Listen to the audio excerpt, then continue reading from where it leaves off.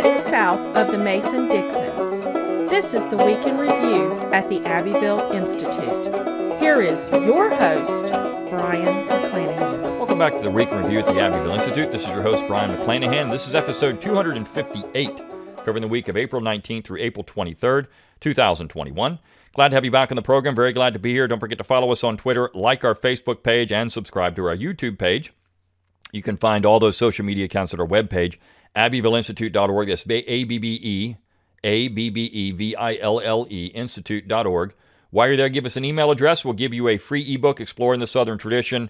It's a great book by 20 Abbeville Institute scholars. Yours free of charge. If you want to purchase that book, you can go to Amazon and look it up, and you can get it there as well in a hardback form. But we give it to you free of charge simply for giving us that email address. You'll get our Daily Dose of Dixie Monday through Friday. It's a great way for us to keep in touch with you. If we have any conferences coming up, anything that we're doing, we'd like to communicate with you through email, and it's our best method of doing it. Now, if you do, go ahead and sign up. Give us your snail mail address, too, if you want to make a donation to the Abbeville Institute. Click on that support tab at abbevilleinstitute.org, and there is a donate button. Click on that. You can donate monthly, annually, or one-time gift. And again, please make sure you fill out all that information because we do like to send you things at times through snail mail as well. And we never give this information out, all right? That's one thing that people have to understand. We never give anybody else your address, your email address. That's ours, and we keep it, and nobody gets it. So feel confident that you can do these things, and you don't have to hide behind that because we're never going to give it to somebody else. And we do exist on your generous contributions alone. So if you like our website, our podcast, our lectures, our videos, our events, consider donating to the Institute. This is how we keep all of this stuff going. And we're working on some things behind the scenes. Again, we always are. We always got some things going on here and there. And all of that takes money.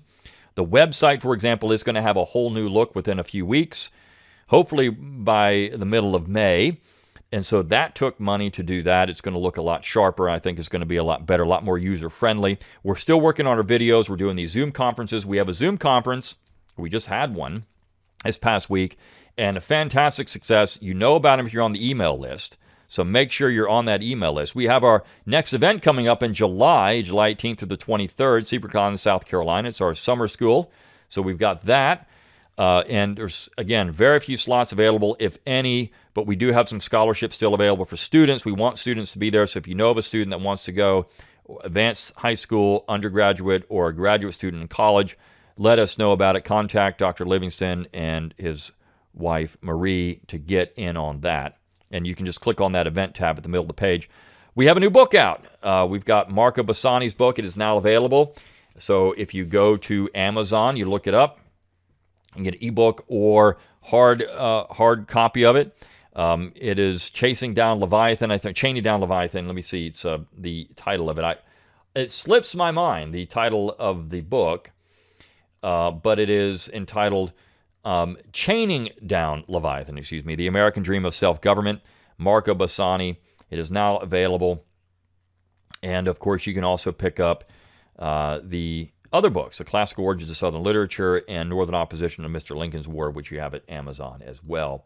And we'll have more. Don Livingston's got a book coming out. We're going to have more books at the Abbeville Press. That kind of stuff is what your donations do. So that's a long-winded way to promote what we're doing here.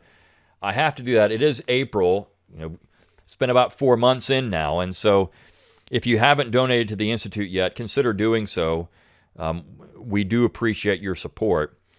And so let's talk about the material and what's at stake in all of this. I mean, we know it, right? I just saw an image the other day. Somebody put a toilet on top of the spot where Lee's statue was in Baltimore because that's funny, right?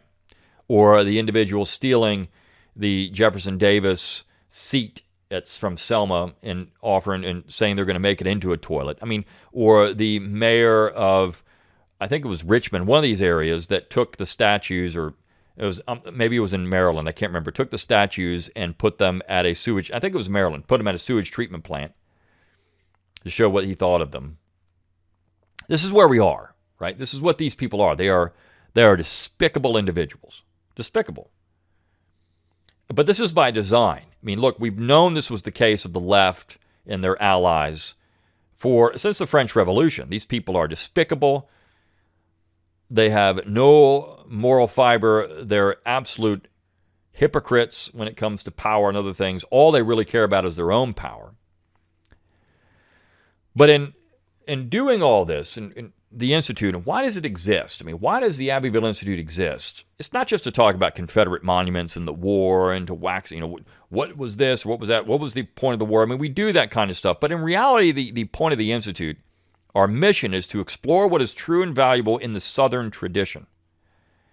And that tradition is a broad subject, right? I mean, when you talk about politics, I mean, looking at the Southern tradition politically, what is that? We can look at it in terms of philosophy. We can look at it in art, literature, music, religion.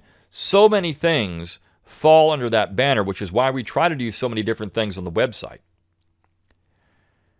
And it seems like that tradition is being steamrolled, and that's because, again, by design. As Eugene Genovese pointed out in the 90s, most academics won't even look critically into the South, and they won't do it because they're afraid of what it might show them, and that is that a lot of what they believe about things is wrong.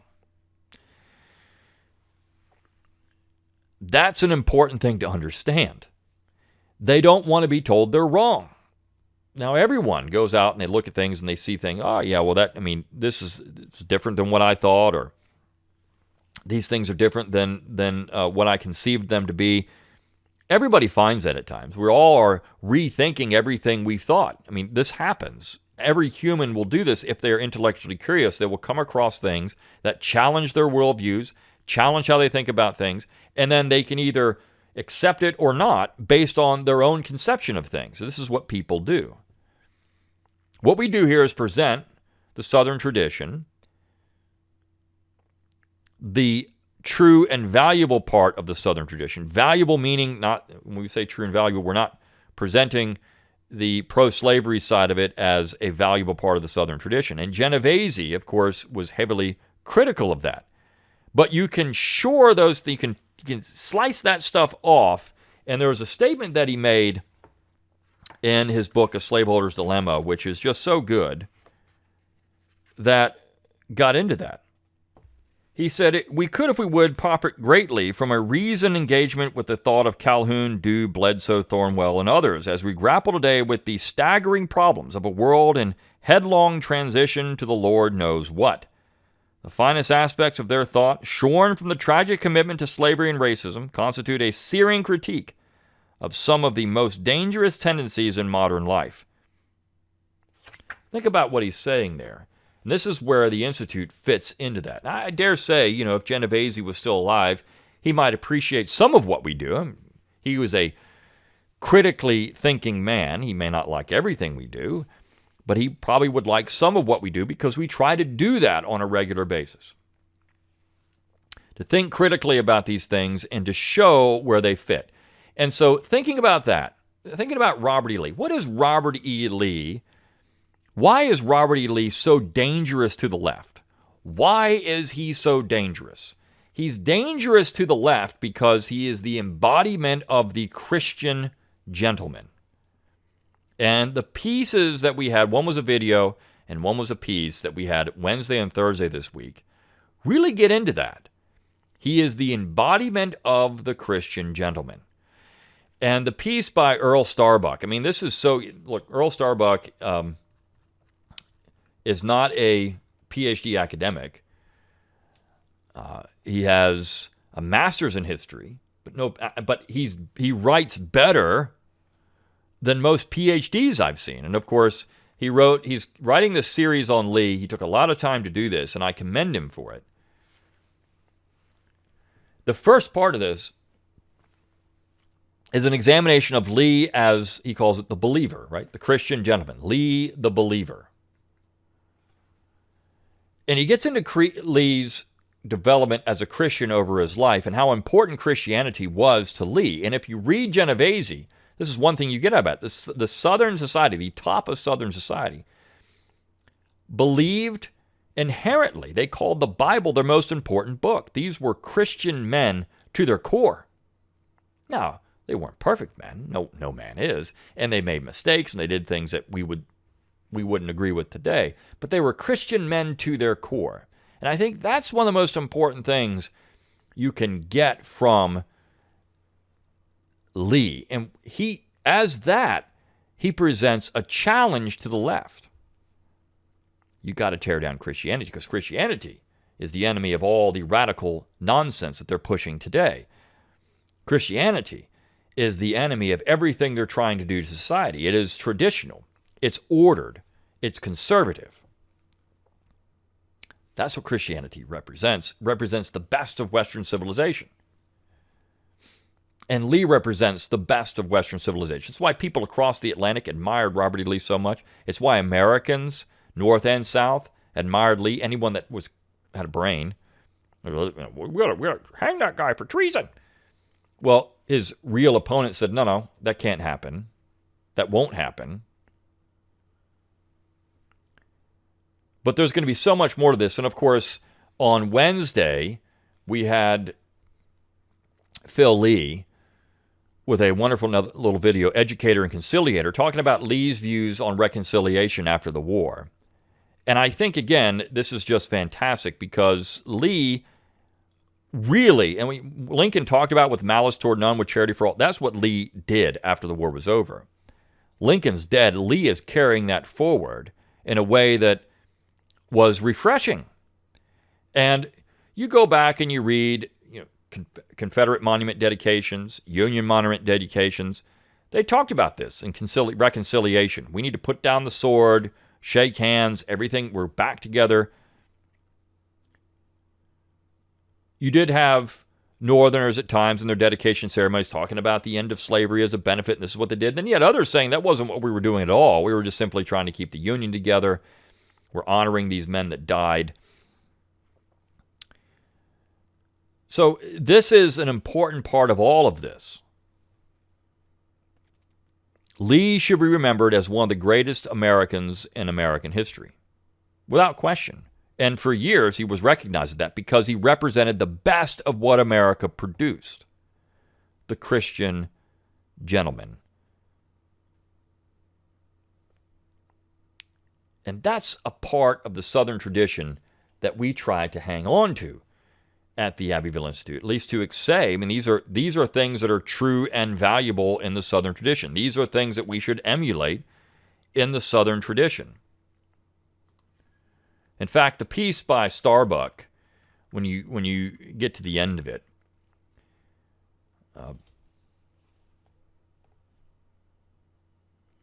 he says, looking at Lee's definition, it becomes plain that a gentleman is a man who seeks to model his behavior and character after the character of God. That was Lee's definition. And this was a note that he left among his personal papers. He said, it's what Lee said, the forbearing use of power does not only form a touchstone, but the manner in which an individual enjoys certain advantages over others is a test of a true gentleman. The power which the strong have over the weak, the employer over the employed, the educated over the unlettered, the experienced over the confiding, even the clever over the silly, the forbearing or inoffensive use of all this power or authority, or a total abstinence from it, when the case admits it, will show the gentleman in a plain light. The gentleman does not needlessly and unnecessarily remind an offender of a wrong he may have committed against him. He can not only forgive, he can forget. And he strives for that nobleness of self and mildness of character which impart sufficient strength to let the past be but the past. A true man of honor feels humbled himself when he cannot help humbling others.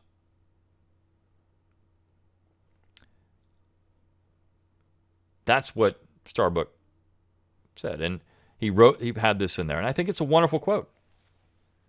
And then, of course, he backs it up by Scripture. And this was Lee, the Christian gentleman. This is Lee that everyone wants to tear down. Why? Why? Because Lee was a traitor. But again, even that charge, if you think about it logically, carry it to its end, well then everybody in the United States in the founding generation should be condemned because they were all traitors. The United States, if you say that the founders were traitors, is built on treason.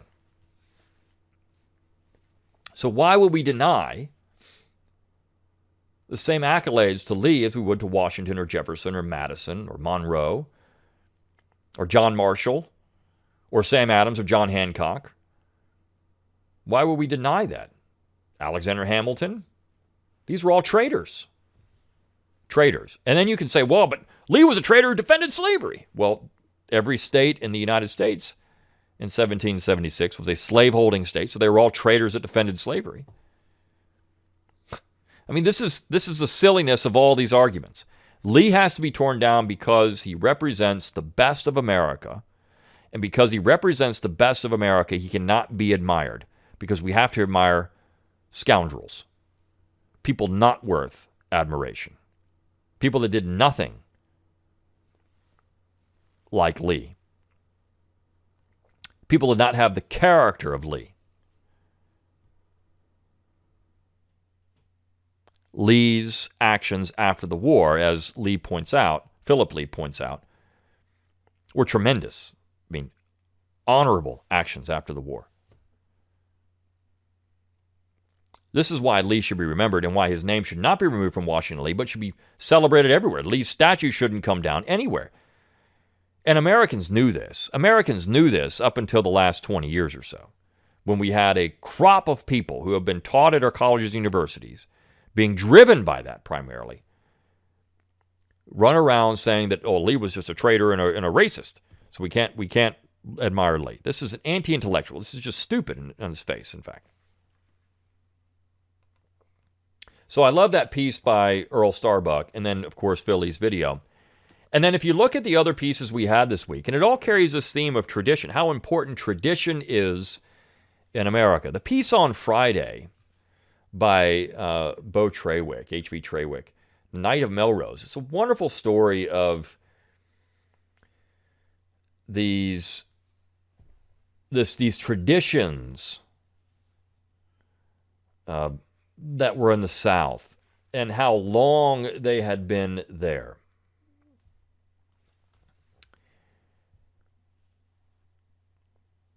And how important this was to families.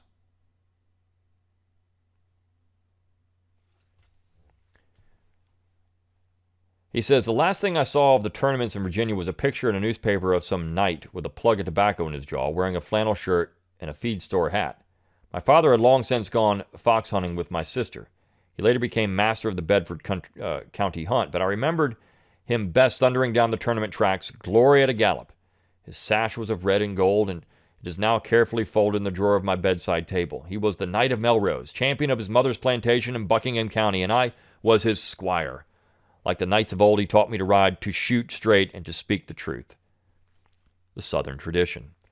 Ride, shoot straight, speak the truth. Always mount from the left. That's what the horse is expected to do. It comes from centuries of cavalrymen having to mount from that side with their sabers on their left hip. Reach over with your left hand, palm down, take the seat of your reins in your first. Let the right rein come out between your middle finger and your ring finger, and the left rein come out of the bottom of your fist. That way you can neck rein him and leave your right arm hanging straight down by your side or free for wielding a saber or a pistol.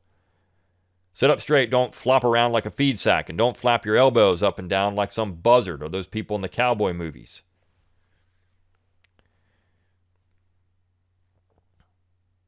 Of course, Trawick says, his father ran the Small Arms Committee at the infantry school at Fort Benning before he was sent to India and Burma. When you shoot for accuracy, take a breath and let it out. That calms your heartbeat. Take another breath, let half of it out, and catch it in your throat. Then press the trigger. If your front sight wavers off the target, hold the pressure you have on the trigger until you bring it back. Then press some more. It is supposed to surprise you when it goes off. If you jerk the trigger, you're going to miss every time.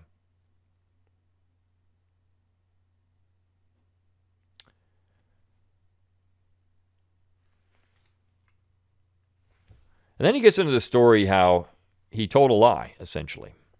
And his father would tell this story over and over again until he found out that his son had told a lie and that they no longer told the story. Or at least not a lie, but he omitted parts of the truth. And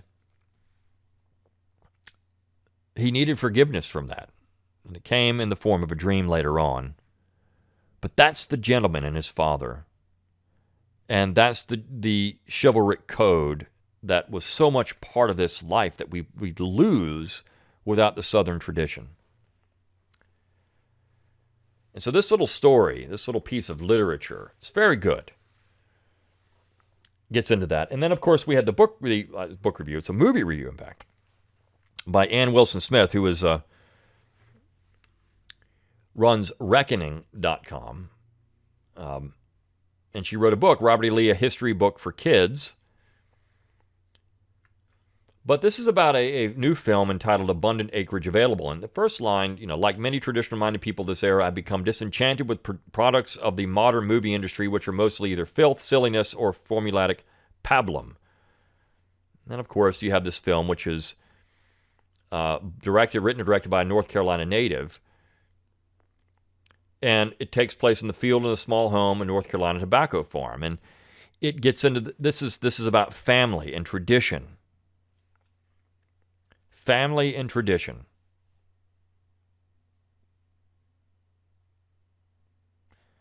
She says, the simplicity of this film allows it to be truly profound, starkly without fanfare or contrivances. The most compelling possible stories, those of the human heart, are expressed. So it's a good story because of the simplicity of it and because of the environment in which it's in, the family farm. Simplicity of all of that. You have the character, the tradition, the honor. And so I say all that to get to the last piece of the week, which was actually the first, which is by Boyd Cathy, and it's entitled, Equality is Not America's Founding Principle.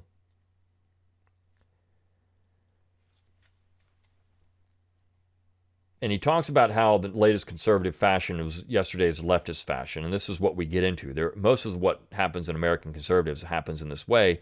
And he brings up Dabney's very famous passages in the Southern magazine about conservatism.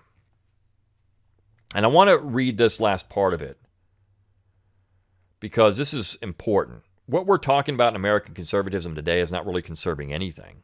It's just conserving what was leftist, 20 or 30, 40 years ago. That's where we've gone. That's what American conservatism has become, and that's how ridiculous it all is. So I want to read this part of the article.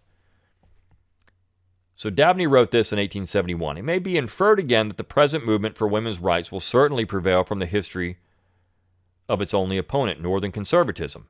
This is a party which never conserves anything. Its history has been that it demurs to each aggression of the Progressive Party and aims to save its credit by a respectable amount of growling, but always acquiesces at the last in the innovation.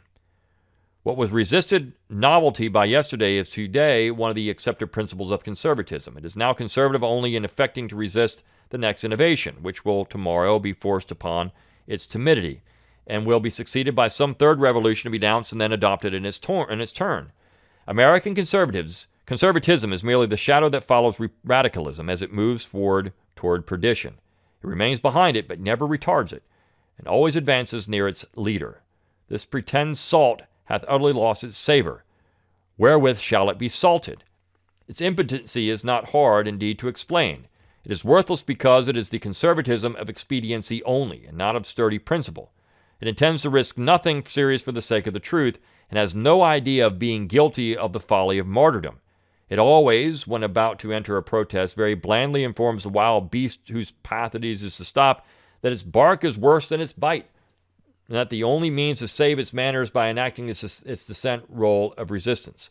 The only practical purpose which it now subserves in American politics is to give enough exercise to radicalism to keep it in wind and to prevent its becoming pursy and lazy from having nothing to whip. No doubt after a few years, when women's suffrage shall have been accomplished, fat conservatism will tacitly admit to its creed and therefore thenceforward plume itself upon its wise firmness in opposing with similar weapons the extreme of baby suffrage. And when that too shall have been won, it will be heard declaring that the integrity of the American Constitution requires at least the refusal of suffrage to asses. There it will assume with great dignity its final position. So this is Dabney saying, conservatism is just adopting the latest trend, and it'll keep moving. And this is what it does. So Kathy concludes, the defeat of the Confederacy was, in very real sense, the triumph of what was and is an essentially egalitarian view of the American founding, which declared that the American nation was founded on an idea, or rather a proposition, and that proposition is that all men are created equal. That principle as the foundation and promise of America is false and based on a faulty and ahistorical view and reading of the Declaration of Independence as the fundamental document of our history. As Professor Barry Allen Shane of Colgate University has demonstrated convincingly in his encyclopedic study, The Declaration of Independence in Historical Context, that is not at all what the founders meant when they debated and then employed those words in the Declaration. But it was the vision that with Father Abraham Lincoln triumphed in trajectory in 1865. And it is that vision that informs the modern conservative movement and fatally debilitates the so-called opposition to the rampant radicalism we are drowning in. That vision informed the Advisory 1776 Commission named by President Donald Trump to supposedly counter the historical fabrications of the much ballyhooed 1619 Project, whose findings are now being frantically incorporated into every level of the American educational system. In essence, it is the same vision with a few modifications advanced by the 1619 progressivists, which is true. There's no conservatism in the 1776 Commission at all. They speak out of things and talk about this thing is bad and that thing was bad. We need to think about this, but there's no conservatism is in it. Not Southern conservatism anyways. In fact, they clearly denounce it. John C. Calhoun is the enemy. The South is the enemy of anything good in American society. We can't admire it. We can't like it. We can't try to save it. We can't say anything good about it because, as Genovese pointed out, these people have their nose in the air and thinking that Southerners are just all reactionaries. And they had nothing good to say about anything. But this is the problem with modern society and how all these people, and this has been going on for 60 years, 60 years, 70 years, 80 years. Look, Richard Weaver was talking about this in 1960, what the left was trying to do. They're trying to silence opposition. The modern academy does not want any opposition to its claims on the South. And this is why Genovese, near the end of his life, was pretty much ostracized. I mean, he was Eugene Genovese, so they had to deal with him. But they didn't really want him around. And it's amazing, when Genovese dies, all the stuff that he opposed now becomes ascendant because there's no Genovese to block it.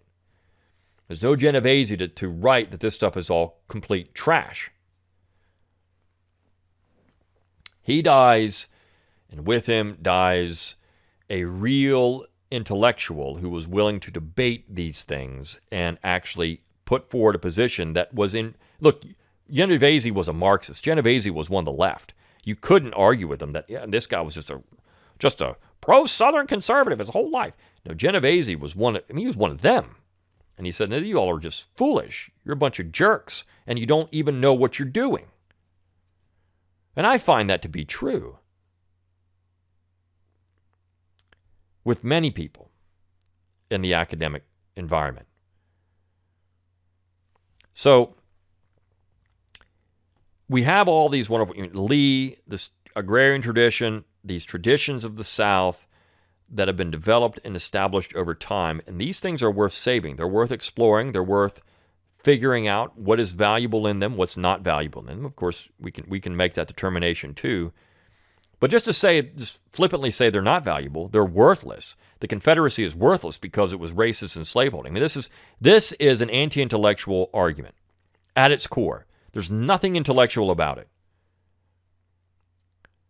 You're not seeking to understand, to explore. Is there anything valuable these people said? Well, they're just racist. They're a slaver. Anytime you see that pejorative, that qualifier before somebody, you know they're trying to make an argument that's anti-intellectual.